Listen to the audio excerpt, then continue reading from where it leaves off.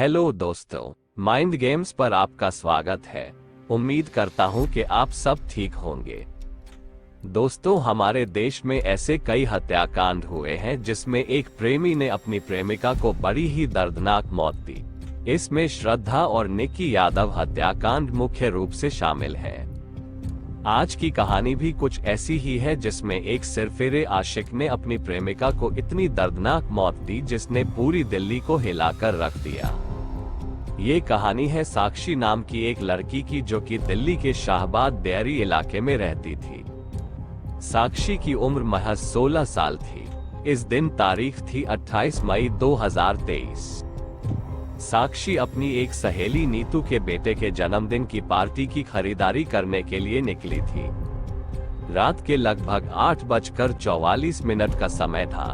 वो इसी इलाके की एक गली से गुजरती है। वहां पहले से ही एक लड़का उसका इंतजार कर रहा था जिसका नाम था साहिल। साहिल ने उसको रोक लिया और उससे बात करने लगा, लेकिन साक्षी उससे बात नहीं करना चाहती थी। इसलिए दोनों में बहस हो गई और साहिल ने गुस्से में आकर साक्षी के पेट और सिर पर चाकू से लगातार 21 वार किए। वो तब तक मारता रहा जब तक साक्षी की जान नहीं चली गई।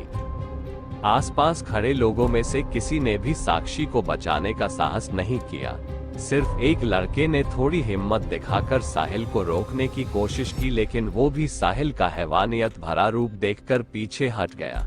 जब इससे भी साहिल का गुस्सा शांत नहीं हुआ तो उसने पास पड़े एक बड़े पत्थर से साक्षी के सिर पर 5 बार हमला किया। फिर साहिल एक बार वहां से चला जाता है, लेकिन चंद सेकंड बाद वो फिर वापस आता है और वही पत्थर उठाकर साक्षी के सिर पर मारता है। इसके बाद वो बड़े ही आराम से पैदल चलकर वहां से फरार हो जाता है। अब पुलिस को फोन किया जाता है और साक्षी को अस्पताल पहुंचाया जाता है, जहां पर साक्षी की मौत हो जाती है। ये सारी घटना पास लगे एक सीसीटीवी कैमरे में कैद हो जाती है। पुलिस ने आरोपी साहिल को आइडेंटिफाई किया और साहिल के घर पहुंची, लेकिन साहिल वहां नहीं मिला। इस बीच साहिल की बुआ ने बुलंदशहर से फोन करके साहिल के पहुंचने की जानकारी उसके पिता को दी। इस कॉल से ही पुलिस को साहिल की लोकेशन मिली। इसके बाद पुलिस साहिल के पिता को साथ लेकर बुलंदशहर के पहासू थाना क्षेत्र के गांव अटैरना पहुंची और साहिल को गिरफ्तार कर लिया गया। पूछताछ में पुलिस को पता चला कि साहिल का पूरा नाम साहिल मोहम्मद खान है, लेकिन उसने साक्षी को इतनी बेरहमी से क्यों मारा। साक्षी के दोस्तों से भी पूछताछ की गई। फिर जो कहानी निकलकर सामने आई वो मैं आपको बताने जा रहा हूँ। साक्षी अपने पिता, माँ और छोटे भाई के साथ जे कॉलोनी शाहबाद डेयरी इलाके में रहती थी। उसने 10वीं कक्षा की परीक्षा दी थी। साहिल भी उसी इलाके में परिवार के साथ किराए के घर में रहता था। साहिल के परिवार में 3 बहनें, माँ और पिता है। पिता मजदूरी करते हैं और साहिल एसी मैकेनिक है। वो एसी और रेफ्रिजरेटर की मरम्मत करने का काम करता है। इस कहानी की शुरुआत तब हुई जब साहिल ने साक्षी को पहली बार देखा। साहिल जब भी अपना काम करने जाता तो अक्सर वो साक्षी के घर के सामने से गुजरता। वो धीरे धीरे साक्षी को पसंद करने लगा था। एक दिन साहिल ने साक्षी को अपने दिल की बात बताई और फिर दोनों में दोस्ती हो गई। दोनों ने अपने सोशल मीडिया अकाउंट्स एक दूसरे से शेयर किए। अब दोनों आपस में मिलने लगे और फोन पर भी बातें करने लगे।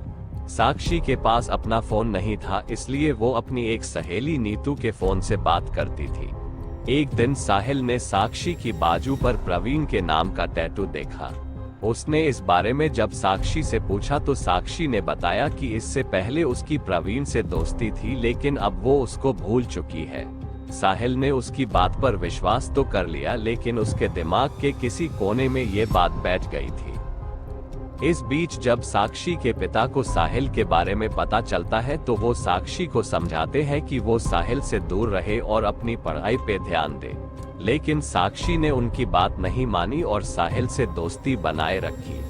साहिल से दोस्ती को लेकर अक्सर साक्षी की अपने घर वालों से कहासुनी हो जाती थी और वो अपनी सहेली नीतू के घर रहने चली जाती थी। उधर नीतू का पति भी किसी कारण से जेल में था तो साक्षी के आने से उसको सहारा मिल जाता था। अब थोड़ा समय बीतता है। धीरे धीरे साक्षी को साहिल के बारे में पता लगने लगता है कि वो शराब पीता है और हुक्के में गांजा डालकर पीता है। देखने में तो साहिल काफी शांत स्वभाव का लगता था, लेकिन उसको गुस्सा बहुत जल्दी आता था और फिर वो आपे से बाहर हो जाता था। इसी गुस्से की वजह से उनको कई बार अपना घर भी बदलना पड़ा था। साहिल के बारे में जानने के बाद साक्षी साहिल से दूर होना चाहती थी, इसलिए उसने साहिल को नजरअंदाज करना शुरू कर दिया। अब जब भी साहिल उससे मिलने को कहता, साक्षी मना कर देती और फिर साक्षी ने साहिल का फोन भी उठाना बंद कर दिया। साक्षी के इस बर्ताव ने साहिल को बेचैन कर दिया। साहिल साक्षी को छोड़ने को बिल्कुल तैयार नहीं था। उसको समझ नहीं आ रहा था कि साक्षी ऐसा क्यों कर रही है। साहिल ने इसके बारे में जब पता लगाया तो उसको पता चला कि साक्षी अपने पुराने दोस्त प्रवीण से बात करने लगी है। इस बात पर साहिल को बहुत गुस्सा आया। साहिल ने जब साक्षी से इस बारे में पूछा तो उसने कहा कि ये उसका निजी मामला है और वो उससे कोई रिश्ता नहीं रखना चाहती, इसलिए वो उससे दूर रहे। अब साहिल ने साक्षी का पीछा करना शुरू कर दिया। वो साक्षी को धमकाने लगा कि वो प्रवीण से बात ना करे वरना अंजाम अच्छा नहीं होगा। साहिल की धमकियों की वजह से साक्षी काफी परेशान रहने लगी थी। उसने ये बात अपनी एक दोस्त भावना को बताई। भावना ने उसे अपने एक दोस्त अजय उर्फ झबरू से मिलवाया। झबरू उसी एरिया का एक दबंग लड़का है। झबरू ने साहिल को फोन किया और मिलने के लिए बुलाया। साहिल अपने कुछ दोस्तों को साथ लेकर झबरू से मिलने गया। झबरू पहले से ही वहां पर साक्षी और भावना के साथ उसका इंतजार कर रहा था। झबरू ने साहिल को धमकाया कि वो साक्षी का पीछा करना छोड़ दे वरना उसके लिए अच्छा नहीं होगा। झबरू ने साहिल को साक्षी, भावना और उसके दोस्तों के सामने बहुत बुरा भला कहा और उसका मजाक भी उड़ाया। साहिल को बहुत गुस्सा आया। उस वक्त तो साहिल चुपचाप वहां से चला गया, लेकिन उसने ठान लिया था कि वो इसका बदला लेकर रहेगा। घटना से एक दिन पहले 27 मई को भी फोन पर साक्षी और साहिल के बीच काफी लंबी बात हुई थी। साक्षी ने साहिल को एक ऑडियो भी भेजा था। इसमें वह कहती है, गली का बदमाश है ना तू, अब कहाँ गई तेरी बदमाशी। एक तो साहिल पहले से ही साक्षी के प्रवीण के साथ बात करने पर नाराज था। ऊपर से झबरू के धमकाने पर वो अपने आप को बहुत अपमानित महसूस कर रहा था। उसे ये भी आशंका थी कि झबरू उसकी हत्या कर सकता है, इसलिए उसने साक्षी को रास्ते से हटाने का फैसला कर लिया। घटना वाले दिन यानी 28 मई 2023 को उसने काफी ज्यादा शराब पी। हत्या से पहले उसने न तो साक्षी को फोन किया और न ही कोई मैसेज भेजा। वह उस इलाके को अच्छी तरह से जानता था। उसे पहले से पता था कि साक्षी शाहबाद डेयरी के इस इलाके में अक्सर आती रहती है, इसलिए वो काफी देर तक वहां बने टॉयलेट के पास उसका इंतजार करता रहा।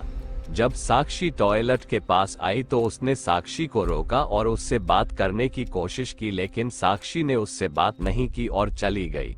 इसके बाद वह इतना गुस्सा हो गया कि वह साक्षी के पीछे गया और हैवानों की तरह चाकू से लगातार कई वार किए, जिससे साक्षी की मौत हो गई। साक्षी को उसने वहीं पर मारा जहां पर झबरू ने उसको धमकाया था। हत्या को अंजाम देने के बाद उसने मोबाइल फोन को बंद कर दिया। उसने मोबाइल से सिम निकाल लिया और मोबाइल और सिम को पास ही में ठिकाने लगा दिया। उसके बाद वह रिठाला पहुंचा, जहां एक मैदान में उसने वारदात में इस्तेमाल चाकू को फेंक दिया। 15 दिन पहले साहिल ने हरिद्वार से ये चाकू खरीदा था। उसने अपनी सुरक्षा और इमेज चमकाने के लिए चाकू रखना शुरू कर दिया था।